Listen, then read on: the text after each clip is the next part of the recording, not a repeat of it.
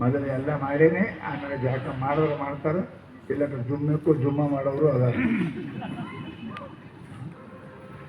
ಅರೆ ನೀವು ಮನುಷ್ಯ ಆಗಿದೆಪ್ಪ, ಜಾಕ ಮಾಡೇವೆ ಮಾರಿ ಜಾಕ ಮಾಡಿ ಹಲ್ ತಿಕ್ಕೊಂಡು ಎಲ್ಲ ಮಾಡಿ ಉಣ್ಬೇಕೇನು? ಹೆಂಗೆ ನೇಮ್ ಅದನ್ರಿ? ಹಂಗೆ ನೇಮಿಲ್ಲ.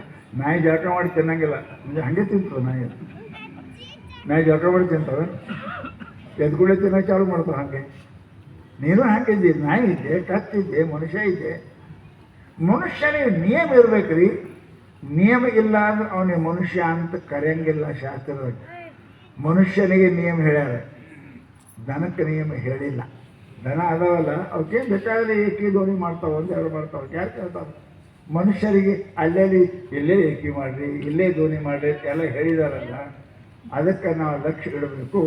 ನಮ್ಮ ಜೀವನದಲ್ಲಿ ನಾವು ಎಲ್ಲೇ ಇದ್ದೇವೆ, ನಮಗದ ಗಂಡ ಇದ್ದಕ್ಕೆ ಎಲ್ಲಿ ತಿರುಗಾಡಿದ್ರೆ ಬರ್ತದೆ, ಗಂಡ ಮಾಡ್ಕೊಳ್ಳಿಕ್ಕೆ ಮಾಡೋಕ್ಕೆ ತಿರುಗಾಡಕ್ಕೆ ಬರೋಂಗಿಲ್ಲ.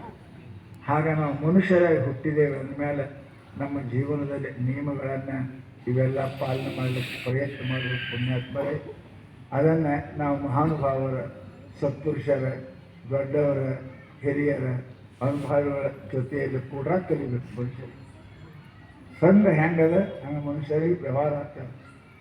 ಸಂಘದಿಂದ ಗುಣ ಬರ್ತಾವೆ ಮನುಷ್ಯನಿಗೆ.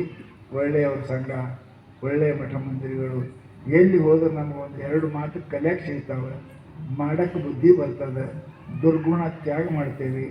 ಅಂಥ ಸಂಘದಲ್ಲಿ ಹೋಗಿ ಕೂಡ ಕಲಿಬೇಕು. ಪುಣ್ಯಾತ್ಮರೇ, ಅಂಥ ಭಾಗ್ಯ ನಿಮ್ಮ ಊರಾಗ 5 ದಿವಸ ಐತೇನೆ.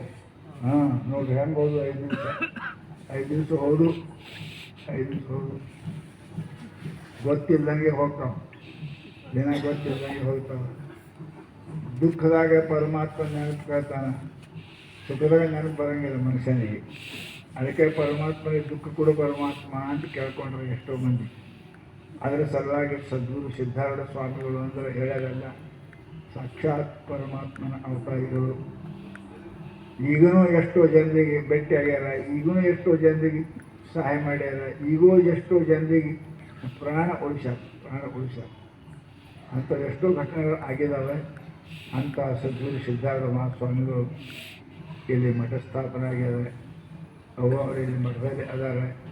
ನಡ್ಕೋರಿ ಅಂತ ಮದುವೆ ಮಾಡ್ಕೊಂಡ್ಬಿಟ್ಟು ತವ್ರ ಮನೆ ಉಳಿದೋರಾಕಿಗೆ ನಡೆಯೋಕ್ಕೆ ಹೋಗಿಲ್ಲ ಅಂತ. ಮತ್ತೆ ಇಲ್ಲಿ ಮನೆಗೆ ಮಕ್ಕೊಂಡು ಇಲ್ಲಿ ನಡೀತಾಳೆ.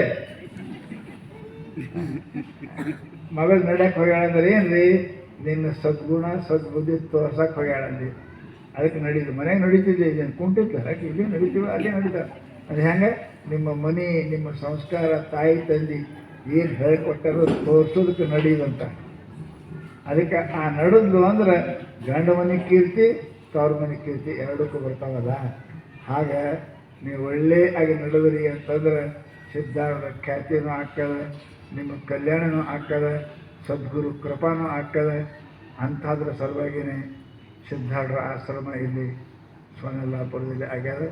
ತಾವೆಲ್ಲರೂ ಭಾವ ಭಕ್ತಿಯಿಂದ ತನು ಮನ ಧನ ಸೇವೆಯನ್ನು ಸಲ್ಲಿಸಿ ಸಿದ್ಧಾರೂಢ ಕೃಪೆಗೆ ಪಾತ್ರರಾಗಬೇಕು ಅಂತ ಎರಡು ಮಾತು ಹೇಳ್ತಾ ಮುಗಿಸ್ತಾ ಇದ್ದೇನೆ.